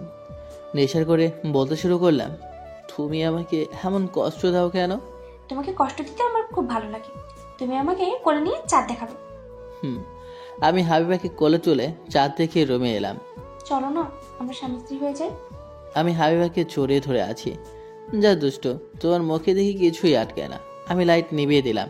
সকালে ঘুম থেকে উঠে চিল্লাচিল্লির জন্য ঘুম ভাঙলো। তার বাচ্চা, তুই আমার সাথে কি করেছিস? সকালে ঘুম থেকে উঠে দেখি আমার গায়ে কিচ্ছু নেই, শেষ পর্যন্ত তুই আমাকে। রাতে কি হয়েছে আমার মনে নেই। আমার গায়ে কাপড় কোথায় গেল? আমি জানি না, আমার বিশ্বাস হচ্ছে না। তুই রাতের বেলা যদি আমাকে জোর করে মদ না খাওয়াতে তাহলে এমন হতো না। আমি কি জানতাম তুই আমার এত বড় একটা সর্বনাশ করবি? আমি তোর কি ক্ষতি করেছি? আমি তোর স্বামী। এই কথা বলায় হাবিবা এসে আমাকে ঠাস ঠাস করে থাপ্পড় মারতে শুরু করলো। আমি আজকেই ডাক্তারের কাছে গিয়ে কথা বলবো। আমি তোর মতো অমানুষের বাচ্চা চাই না। প্লিজ কিছু করিস না। তুই যা বলবি আমি তাই শুনবো। এক্ষুনি তুই আমার বাড়ি থেকে বের হয়ে যা, আমার মুক্তি দে। আমি রুম থেকে বের হয়ে এলাম। আসার সময় দরজায় শ্বশুর আব্বার সাথে দেখা। আমি কারো কথা কানে না দিয়ে নিধিকে নিয়ে বাড়ি থেকে বের হয়ে এলাম। ভাইয়া, কি হয়েছে? তুই আমাকে এভাবে নিয়ে আসলি কেন? আমি ঘর জামাই হিসেবে থাকতে পারবো না। তুই চুপচাপ আমার সাথে চল। শহরে অনেক খোঁজাখুঁজি করে একটা বাসা পেলাম। তারপর আব্বু আমাকে বাড়ি থেকে আসতে বললাম। কিছুদিনের মধ্যেই একটা ভালো চাকরি জোগাড় করে নিলাম। এর মধ্যে শ্বশুর অনেক অনুরোধ করেছে বাড়িতে ফিরতে, কিন্তু আমি আর ফিরবো না। এইদিকে কিছুদিন পর হাবিবা ডাক্তারের কাছে এলো। পরীক্ষা নিরীক্ষা করে বুঝতে পারছি আপনি মা হতে চলেছেন। আমি এই বাচ্চা নেব না। আপনি 3 মাস পর আমাদের কাছে আসেন, তখন আমরা বাচ্চা নষ্ট করব। ওকে। 3 মাস হয়ে গেল। আমি কোনোদিন হাবিবার খোঁজ নিইনি। হাবিবার সাথে আব্বু আমার সাথে কথা হয়। বাচ্চা নষ্ট করার সময় চলে এলো। তুই এটা কি করতে চাইছিস? আমি কি করছি বল? আঙ্কেল বলল তুই নাকি বাচ্চা নষ্ট করতে চাস। দেখ, সাগরের সাথে মিটিয়ে নে। না, আমি বাচ্চা নষ্ট করবো না। দেখ না, আমার দুষ্টু বাবুটা আমাকে লাথি মারছে, রাতে আমাকে জ্বালাতে থাকে। ও মা, তাই নাকি? ভালো করেছিস। বাচ্চা নষ্ট করলে কিন্তু আল্লাহ তোকে ক্ষমা করবে না। আমি নিজেকে সব কাজের মধ্যে ডুবিয়ে রাখি। অনেক কষ্টের পর একটা ভালো চাকরি জোগাড় করা কম সহজ উপায় না। তাতে খাবার টেবিলে বসে আছি। অনেকদিন হলো বোমার সাথে রাগারাগি করছিস, এখন মিটমাট করে নিলে হয়। দেখা আম্মু, হাবিবার কথা আমার সামনে বলবে না। তুই তো কিছু বলিস নাই। কি হয়েছে তোদের দুজনের মধ্যে? আমাদের কেউ ওই বাড়িতে যেতে দিস না। তাই জানিস, আমার না একটা ভাইপো হবে। তো আমি কি করব? সারাদিন কাজ সেজে বাড়িতে এসেও শান্তি নেই। বোমাকে একটুও দেখে আসি আমরা। খবরদার, ওই বাড়িতে যাবে না। আমি ভাত না খেয়ে উঠে চলে এলাম রুমে। আমি হাবিবাকে ভালোবাসি, কিন্তু তার অহংকারের জন্য আমি বলতে চাই না। যে মা তার নিজের বাচ্চাকে নষ্ট করার কথা বলে তাকে আমি সহ্য করতে পারি না। তখনই রাফির ফোন এলো। কিরে, কেমন আছিস? এই তো ভালো আছি। তোদের খবর কি? চলছে কোনো রকম। পরীক্ষায় সবাই এসে গিয়েছে। দেখলাম তো, কালকে ফর্ম পূরণ করে আসবো। ঠিক আছে। আমি ফোন রেখে ঘুমিয়ে পড়লাম। সকালে ঘুম থেকে উঠে ফ্রেশ হয়ে নিলাম। তারপর রেডি হয়ে নাস্তা শেষ করে বাড়িতে বের হলাম কাজের উদ্দেশ্যে। কিছুক্ষণের মধ্যে চলে এলাম। কি অবস্থা তোর? ভালো, তাড়াতাড়ি চল, লাইনে দাঁড়াতে হবে। তখনই হাবিবার ইভা এসে হাজির হলো। আমি ওখান থেকে সোজা চলে এলাম। ইভা অনেকবার ডেকেছিল, কিন্তু আমি উত্তর দিইনি। কিরে, তুই এমন করে চলে আসলি কেন? এমনি, আমার ভালো লাগছিল না। আমি অহংকারীদের সহ্য করতে পারি না। জানি না তোদের দুইজনের কবে মিল হবে। আমি পরীক্ষার পেপার জমা দিয়ে চলে এলাম বাড়িতে। দুপুরে খাওয়া দাওয়া সেরে নিলাম। এবার রুমে এসে শুয়ে পড়লাম। হঠাৎ ফোনটা বেজে উঠল। তাকিয়ে দেখি ইভা ফোন দিয়েছে। তুই তখন এমন করে চলে গেলি কেন? আমার ইচ্ছে হয়েছে তাই। তুই আজ সন্ধ্যায় আমার সাথে দেখা কর। আমার সময় নেই। আমি কিচ্ছু জানতে চাই না। আমি বলছি তুই আমার সাথে দেখা করবি, এটাই ফাইনাল। ইভা ফোন কেটে দিল। আমার এইসব কিছু ভালো লাগছে না। সন্ধ্যায় ঘুম থেকে উঠে ফ্রেশ হয়ে ইভার সাথে দেখা করতে এলাম। তোদের মধ্যে কি হয়েছে আমাকে একটু খুলে বল তো শুনি। আমাদের মধ্যে কি হবে? কিছুই হয়নি। ফাজলামি করিস না। তুই বাড়ি থেকে চলে গেলি কেন? হাবিবার সাথে ভালো সম্পর্ক ছিল তোর। দেখ, ওই অহংকারী মেয়ের কথা আমার সামনে বলবি না। আমার সাথে বন্ধুত্ব বিয়ে করেছে আমার উপর প্রতিশোধ নেওয়ার জন্য। ভালো করে বুঝিয়ে বল তো শুনি। শোন তাহলে, আমি এক এক করে সব কথা ইভাকে বললাম। আমি বুঝতে পারছি না, সামান্য থাপ্পড় মেরেছিল তার জন্য তোর উপর প্রতিশোধ নিতে হবে? আসলে ও টাকার জন্য অন্ধ হয়ে গেছে। সব তো শুনলি, তুই বল আমি ওই বাড়িতে কি মুখ নিয়ে যাব? সব দোষ আমার। সেই দিন তোকে জোর করে না নিয়ে আসতাম তাহলে এমন হতো না। আমি তোর জীবনটা নষ্ট করে দিলাম। আরে ধুর, এটা আমার কপালে লেখা ছিল, আমি কিছু মনে করিনি। বেবিটা কেমন আছে? বেবি অনেক ভালো আছে, ডাক্তারের কথা মতো চলছে হাবিবা। আচ্ছা, আমি উঠি, আমার কাজ আছে। ওকে। আমি রেস্টুরেন্টের বাইরে এসে একটা রিক্সা নিয়ে বাড়িতে চলে এলাম। আমি তোর খাবার বাড়ছি, এসে খেয়ে যা। আমি বাইরে থেকে খেয়ে আসি, তোমরা খেয়ে নাও। আমি রুমে এসে শুয়ে পড়লাম। আমার শ্বশুর মাঝে মাঝে আমার কাছে ফোন করে খোঁজ খবর নেয়। সবার সাথে হাবিবার কথা হয়, কিন্তু আমার সাথে চুরি করে। এইভাবে কিছুদিন চলে গেল। হঠাৎ একদিন আমি অফিসে কাজ করছি, তখন শ্বশুর আব্বার ম্যানেজারের ফোন এলো। স্যার, আপনি এখনই ইবনে সিনা হাসপাতালে চলে আসেন, বড় স্যারের হার্ট অ্যাটাক করেছে। আমি এখনই আসি। আমি অফিস থেকে বের হয়ে সোজা হাসপাতালে এলাম। ডাক্তার, আমার শ্বশুর এখন কেমন আছে? অনেক ভালো হয়েছে। তিনি অনেক চিন্তা করে, যার ফলে এটা হয়েছে। আমি কি এখন দেখা করতে পারি? জি, দেখা করতে পারবেন। আমি রুমে ঢুকলাম, দেখলাম হাবিবার চোখে পানি। শ্বশুরের পাশে বসে আছে, আমাকে দেখে বাইরে বের হয়ে এলো। আব্বা, এখন কেমন লাগছে? তুমি আসছো বাবা? আমি আর পারছি না, আমি তোমার জীবন নষ্ট করে দিলাম। আব্বা, এইসব কথা কি বলছেন? বাবা, তুমি আমার কথা রাখবে? বলেন শুনি, কিন্তু আমাকে বাড়ি ফিরে যেতে বলবেন না। আচ্ছা, বাড়িতে ফিরতে বলবো না। আমি অফিস সামলাতে পারছি না, আমার অনেক বয়স হয়ে গেছে। তুমি অফিসে বসো, তোমার হাত ধরে বলছি। হাত ধরে আমাকে ছোট করবেন না, আমি আপনার কথা মেনে নিলাম। শুনে আমি একটা শান্তি পেলাম, এবার শান্তিতে মরতে পারবো। এইসব বাদ দেন, আপনি বিশ্রাম নেন, আমি বাইরে যাচ্ছি। আমি রুম থেকে বের হয়ে এসে দেখি আমাদের বাড়ির সবাই হাজির হয়েছে। হাবিবা আম্মুকে জড়িয়ে ধরে কান্নাকাটি করছে। তোর শ্বশুরকে কেমন দেখলি? আগের চেয়ে অনেক ভালো আছে। তোমরা কি করে জানলে? হচ্ছে থাক, বলতে হবে না। কে বলেছে আমি বুঝতে পেরেছি। কিছুদিন পর শ্বশুরকে হাসপাতাল থেকে বাড়িতে পাঠিয়ে দিলাম। আমি চাকরি ছেড়ে দিয়ে শ্বশুরের কথা মতো অফিস দেখাশোনা করতে শুরু করলাম। এইসবে কেটে গেল 2 মাস। হঠাৎ খবর এলো শ্বশুর আব্বা আবার অনেক শরীর খারাপ হয়েছে, তাকে হাসপাতালে নেওয়া হয়েছে। আমি তাড়াতাড়ি করে হাসপাতালে এলাম। রোগী আপনার সাথে কথা বলতে চাই, রোগীর অবস্থা খারাপ। আচ্ছা, আমি রুমে ঢুকলাম, এসে শ্বশুর আব্বার বাসে বসলাম। ডাক্তার বলেছে আমি বাঁচবো না, তুমি আমার মেয়েকে দেখে রেখো। আমি চাই তুমি আমার মেয়েকে মানুষ বানিও। আব্বা, আমি চেষ্টা করব। কিছুক্ষণ পরে শ্বশুর আব্বা মারা গেল। সন্ধ্যার দিকে মাটি দেওয়ার কাজ সম্পন্ন করে আমি বাড়িতে এলাম। আব্বু আম্মু আর নিধি ওই বাড়িতে রয়ে গেল। অফিসে 2 দিনের ছুটি ঘোষণা করে দিলাম। সকাল থেকে কিছু খাওয়া দাওয়া হয়নি। খাওয়ার জন্য বাড়ির বাইরে যাওয়ায় দরজা খুলেছি। তখনই দরজা খুলে দেখি রাফি দাঁড়িয়ে আছে, হাতে টিফিন ক্যারিয়ার। আমি বললাম, তুই এখানে? ভিতরে চল, তারপর বলছি। ও, আয় ভেতরে। আমি আর রাফি ভেতরে এসে সোফায় বসে পড়লাম। আমু তোর জন্য কিছু খাবার পাঠিয়েছে, সারাদিন তো তুই কিছু খাস নাই। ভালো করছিস। আমি বাইরে খেতে যাচ্ছিলাম, তখনই তুই চলে এলি। তুই খাবার টেবিলে বস, আমি খাবার বেড়ে দিচ্ছি। আমি টেবিলে বসলাম। রাফি খাবার বাড়তে শুরু করলো। এত খাবার আমি একা খেতে পারবো না, তুই আমার সাথে খেতে বস। ঠিক আছে। আমরা দুজন খাওয়া দাওয়া সেরে সবাই এসে বসলাম। তোর তো কোনো চাকরি নেই। আমি অনেক চেষ্টা করেছি, কিন্তু তোর চাকরির ব্যবস্থা করতে পারিনি। থাক, সমস্যা নেই। তুই আমাদের অফিসে একটা চাকরি কর। আমি জানি তোর বাড়ির অবস্থা কেমন। দেখ, তুই এইসব কথা বলবি না। তুই এর আগেও বলেছিস তোর শ্বশুরের অফিসে চাকরি করতে, কিন্তু আমি না করে দিয়েছিলাম। আমি কারোর করুণা চাই না। আমি কিছু জানি না। তুই 2 দিন পর অফিসে এসে জয়েনিং করবে। আঙ্কেলের অবস্থা ভালো না। সেটা ঠিক, কিন্তু কোনো কিন্তু না। আমরা আরও কিছুক্ষণ গল্প করলাম। রাফি বাড়ি চলে গেল। আমি নিধির কাছে ফোন দিলাম। বল ভাই। তোরা খাওয়া দাওয়া করেছিস? করছি। তুই কিছু খাইছিস? শোন, ফোন রাখ। নিধি বুঝতে পেরে বলল, ভাবিকে জোর করে আম্মু খাইয়ে দিচ্ছে। তাড়াতাড়ি খেয়ে ঘুমিয়ে পড়, আগামীকাল বাড়িতে চলে আসবে। আমরা বাড়িতে যাব না।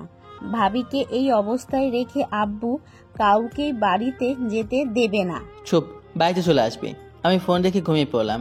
সকালে ঘুম থেকে উঠে ফ্রেশ হয়ে নাস্তা করতে হোটেলে এলাম। একটা ছেলে আমার দিকে এলো। সকালে নাস্তায় কি কি আছে? ভুনা খিচুড়ি দাও। কিছুক্ষণ পর অর্ডার চলে এলো। আমি খেতে শুরু করলাম। খাওয়া দাওয়া সেরে বিল পরিশোধ করে বাড়িতে এলাম। দুপুরে খাওয়া দাওয়ার জন্য কিছু রান্না করছি, তখনই আম্মুর ফোন এলো। শোন, বলছি এই বাড়িতে এসে খেয়ে যা। বৌমার তো এই অবস্থায় রেখে আমরা বাড়িতে যেতে পারবো না। অসম্ভব, আমি ওই বাড়িতে যেতে পারবো না। আমি দরকার হলে নিজে রান্না করে খাবো। যা ইচ্ছা তাই কর গিয়ে। আমি ফোন রেখে রান্না শেষ করে গোসল করে খেতে বসলাম। খাওয়া দাওয়া করে রুমে এসে শ্বশুরের কথা ভাবতে ভাবতে ঘুমিয়ে পড়লাম। বিকেলে ঘুম থেকে উঠে ফ্রেশ হয়ে রাফিদের দোকানে এলাম। রাফি, একটা ভালো করে চা দে। ঠিক আছে, কিন্তু তোকে এমন লাগছে কেন? এখন নিজে রান্না নিজে করতে হবে, বাড়িতে কেউ নেই। চিন্তা করিস না, হাবিবা সহ বাড়িতে চলে আসবে। ও কি করতে আসবে? ওই বাড়িতে একা একা থাকবে কি করে যদি কোনো সমস্যা হয়? বাদ দে এইসব কথা। এই ভেবে কেটে গেল 2 দিন। আব্বু আম্মু বাড়িতে এসেছে, কিন্তু নিধি ওই বাড়িতে থাকবে হাবিবাকে দেখাশোনার জন্য। আমি অফিসে বসে আছি। স্যার আসবো? বলুন। স্যার ম্যাম ফোন করে বললেন তার 2 লাখ টাকা দরকার। ফোন করে বলুন টাকা দেওয়া যাবে না। তাছাড়া টাকা দিয়ে কি করবে? সেটা আমি কি করে জানবো? আমি যেটা বললাম আপনি সেটাই করবেন। আমি আমার মতো করে কাজে ব্যস্ত হয়ে গেলাম। এদিকে হাবিবাদের উকিল দেখা করতে এলো। আঙ্কেল, আপনি কিছু বলবেন? তোমার বাবা সম্পত্তির দলিল করে গেছেন। নিশ্চয়ই আমার নাম করে গেছে। তোমার নামে করে যান নাই। কি? তাহলে কার নামে গেছে? তোমার স্বামীর নামে করে গেছেন। তুমি অফিস থেকে প্রতি মাসে 10,000 টাকা নিতে পারবে না, এর বেশি নয়। 10,000 টাকায় আমার কিছু হবে না। আব্বু শেষ পর্যন্ত সম্পত্তি আমার নামে না করে বদমাসটা নামে করে গেছে। হাবিবা কান্নাকাটি শুরু করলো। আমার কিছু করার নেই, তোমার আব্বু এই দলিল করে গেছে। আমি এখন চলি। আপনি এমন কাঁদছেন কেন? আব্বু আমাকে পথে নামিয়ে দিয়ে গেছে। এখন তোমার ভাইয়ের টাকায় চলতে হবে। তাতে কোনো সমস্যা নেই, ওটা তো আপনার টাকা। জানি তো, 2 লক্ষ টাকা চেয়েছিলাম ম্যানেজারের কাছে, কিন্তু তোমার ভাইয়া না করে দিয়েছে। ভাইয়াটা অনেক জেদি, আপনি ভাইয়াকে বললেই টাকা দিয়ে দিবে। আমি তোমার ভাইয়ের সাথে কথা বলবো না, তুমি পড়তে যাও, আমি একটু একা থাকবো। এভাবে কেটে গেল অনেক দিন। হাবিবা বাচ্চা হওয়ার সময় হয়ে এলো। হাবিবাকে হাসপাতালে নেওয়া হয়েছে। আম্মু আমাকে ফোন করে বলল, তুই একটু হাসপাতালে তাড়াতাড়ি চলে আয়, বৌমাকে হাসপাতালে নেওয়া হয়েছে। আমি যেতে পারবো না, আমার অফিসে অনেক কাজ আছে। আমি ফোন রেখে দিলাম। পিয়নকে ডাকলাম। স্যার আমাকে কি জন্য ডেকেছেন? রাফিকে এখনই আমার রুমে আসতে বলো। পিয়ন চলে গেল। কিছুক্ষণের মধ্যে রাফি এলো। হ্যাঁ বল। তুই আমার গাড়ি নিয়ে সোজা হাসপাতালে চলে যা। হাবিবাকে হাসপাতালে নেওয়া হয়েছে। তুই যাবি না? দেখ এখনো লেগে আছিস না? আমার কাজ আছে, তুই তাড়াতাড়ি যা। এই কিছু টাকা নিয়ে যা। রাফি চলে গেল। আমি কাজ বন্ধ করে চুপচাপ বসে রইলাম। হাবিবাকে দেখতে যেতে ইচ্ছে করছে। আমার বাচ্চা কেমন হয়েছে দেখতে। এর মধ্যে রাফি হাসপাতালে এসে শুনলো হাবিবার ছেলে হয়েছে। আব্বু আমাকে ফোন দিল। তোর ছেলে হয়েছে? ভালো। আমি রাফির কাছে টাকা পাঠিয়েছি। হাসপাতালে সবাইকে মিষ্টি কিনে দাও। আচ্ছা। আমি ফোন রেখে দিলাম। তখনই ম্যানেজার এলো। স্যার আপনার ছেলে হয়েছে, অফিসের সবাই মিষ্টি খেতে চাচ্ছে। আপনি মিষ্টি নিয়ে আসার ব্যবস্থা করুন, তারপর সবাইকে মিষ্টি দিবেন। Okay sir. আমার ইচ্ছে করছে দৌড়ে হাসপাতালে গিয়ে আমার ছেলেকে দেখে আসি। আমার মনটা শুধু ছেলের কাছে পড়ে আছে। আমি অফিসে বসে থাকতে পারলাম না। তাড়াতাড়ি অফিস থেকে বের হয়ে সোজা হাসপাতালে এলাম। আমাকে হাসপাতালে আসে দেখে সবাই অবাক হয়ে গেল। আমি অনেক খুশি হয়েছি তুই আসছিস। আমার ছেলে কেমন আছে? অনেক ভালো আছে। তুই রুমে গিয়ে দেখে আয়। না, আমি যাব না। তুই আমার ছেলেকে একটু বাইরে এনে দে। তোর ভেতরে যেতে কি হচ্ছে? বেবি ভাবির পাশে শুয়ে আছে। তুই চুপ থাক। এবার তুই আমার কাছে এনে দে না। ওকে যাচ্ছি। কিছুক্ষণ পর আমার এবার রুম থেকে বের হয়ে আমার কাছে এলো। আমার ছেলে কোথায়? তুই ভিতরে না গেলে তোর ছেলেকে এখানে নিয়ে আসবো না। আম্মু, আমি দেখেই চলে যাব। আমার অফিসে অনেক কাজ পড়ে আছে। আমার কিছু করার নেই। আব্বুকে দেখছি না। আব্বু আর রাফিক ভাইয়া মিষ্টি আনতে গেছে। তুই ভিতরে যা, ভাবি অনেক বদলে গেছে এই কয় মাসে। দেখ সাগর, তুই কি ক্ষমা করে দে, তোর ছেলে হয়েছে, তার জীবন নষ্ট করিস না। দেখ বাবা, আর অশান্তি করিস না। মেয়েটা অনেক কষ্ট পাচ্ছে তোর সাথে খারাপ ব্যবহার করে। কি বলেছে? ওর কষ্ট হচ্ছে? আমার জীবনটা তো নষ্ট করে দিয়েছে। তুই বৌমার সাথে কথা বল বাবা। আমি চুপচাপ দাঁড়িয়ে রইলাম। হঠাৎ ভেতর থেকে বাচ্চার কান্নার শব্দ শুনতে পেলাম। একজনের রুমে এসে আমি ওর পাশ থেকে আমার ছেলেকে কোলে তুলে নিলাম। কান্না বন্ধ করলো, আমার কোলে উঠলো। কি হয়েছে বাবা, কাঁদছো কেন? আমি দেখো চলে এসেছি। আমি বাচ্চাকে নিয়ে বাইরে এখানে ওখানে ঘুরে বেরিয়ে হাবিবের পাশে শুয়ে দিয়ে চলে আসবো। তখনই, কোথায় যাচ্ছ? আমি তোমার ছেলেকে একা একা বড় করতে পারবো না। তাহলে আমার কাছে দিয়ে দাও, আমি নিয়ে যাই। তোমার বড় করার দরকার নেই। তুমি আমার বাচ্চাকে মেরে ফেলতে চেয়েছিলে। আমি আমার বাচ্চাকে দেবো কেন? আমি আমার বাচ্চাকে অনেক ভালোবাসি। সেই দিন আমি রাগে বলেছি। তুমি আমার দিকে ফিরে দেখো। ভালোবাসা? প্লিজ আমাকে ক্ষমা করে দাও। আমি তোমার সাথে খারাপ ব্যবহার করে এখন বুঝতে পেরেছি আমাদের বাচ্চার ভালোর জন্য আমরা এক হয়ে যেতে পারি না। আমি তোমার পায়ে পড়ছি, প্লিজ। আমি ঘুরে হাবিবার দিকে তাকালাম। হাবিবা আমাকে জড়িয়ে ধরে কাঁদতে শুরু করলো। তুমি আর আমার এই ছেলে ছাড়া আমার এই পৃথিবীতে আর কেউ নেই। আমি তোমার সাথে অনেক অন্যায় করেছি। কি হলো, তুমি কথার উত্তর দিচ্ছ না কেন? ভাইয়া, ভাবিকে ক্ষমা করে দে। সাগর, আমি আর তোর কাছে কোনো দিন কোনো অনুরোধ করব না, তুই ওকে ক্ষমা করে দে। হাবিবা ভুল বুঝতে পারছে, এই জন্য তোর কাছে ক্ষমা চাইছে। দেখ বাবা, কোনো মানুষ যদি অন্যায় করে হাত ধরে ক্ষমা চায় তাহলে কিন্তু ক্ষমা বা মাফ হয়ে যায়। ঠিক আছে, ক্ষমা করে দিলাম আমার ছেলের দিকে চেয়ে। এরপর থেকে কোনো ভুল করলে তার কোনো ক্ষমা নেই। হাবিবার কোনো ভুল করবে না, কি হাবিবা, তাই তো? আমি আর কোনো অন্যায় করব না। আমি আবার আমার ছেলেকে কোলে তুলে নিলাম। তারপর সবাই মিলে নাম রাখলাম আদিউর রহমান আদি। আমাদের মাঝে আবার ভাব হয়ে গেল। কিছুদিন পর হাবিবাকে বাড়িতে আনলাম, নিজের ভাড়া করা বাড়িতে। দেখ বাবা, এটা অনেক ছোট বাড়ি, আমাদের সমস্যা হচ্ছে এই বাড়িতে। বলছিলাম কি, তোর শ্বশুর বাড়ি ওইভাবে ফেলে রেখে বাড়িতে চল। বৌমা ভয়ে কিছু বলছে না। আমরা আগামীকাল ওই বাড়িতে যাব। বাড়ির মালিকের সাথে কথা বলে এই বাড়ি ছেড়ে দিয়েছি। ভালো করছিস, আমি সবাইকে বলে দিচ্ছি সবাই জিনিসপত্র গুছিয়ে রাখে। আমি রুমে এসে দেখি হাবিবার পাশে আদি নেই। ছেলে কোথায়? বাবা, এত দরদ! আমার যখন আদি পেটে ছিল তখন কোথায় ছিলে? নিধি নিয়ে গেছে। তখন ছিল, আমি খোঁজ খবর নিতাম। মিথ্যে কথা, কবে নিয়েছো আমার খোঁজ? আসলে তোর খবর নিয়ে নাই, আদির খবর নিতাম। ভালো খোঁজ। জানো, আদি পেটে থাকতে আমাকে শুধু পেটে লাথি মারতো। কি বদমাইশ! একদম আমার ছেলেকে বদমাইশ বলবে না, নিজের তার চেয়ে বেশি বদমাইশ। হ্যাঁ, এখন তো সব দোষই আমার। কিছুক্ষণ পর নিধি আমার কাছে আদিকে আমার কাছে দিয়ে গেল। কি হয়েছে বাবা, তুমি চুপচাপ আছো কেন? তোমার আম্মুর মতো হয়েছো। সব দোষ আমার। রাতের বেলায় খাওয়া দাওয়া সেরে আদিকে মাঝখানে রেখে ঘুমিয়ে পড়লাম। পরের দিন সকালে ঘুম থেকে উঠে ফ্রেশ হয়ে নাস্তা করে গাড়িতে জিনিসপত্রগুলো তুলে দিয়ে হাবিবাদের বাড়িতে এলাম। হাবিবা এবার খুশি, আমরা আজ থেকে এখানেই থাকবো। আমি অনেক খুশি। আমার অনেক স্মৃতি জড়িয়ে আছে এই বাড়িতে। I love you Babu রাব্বু।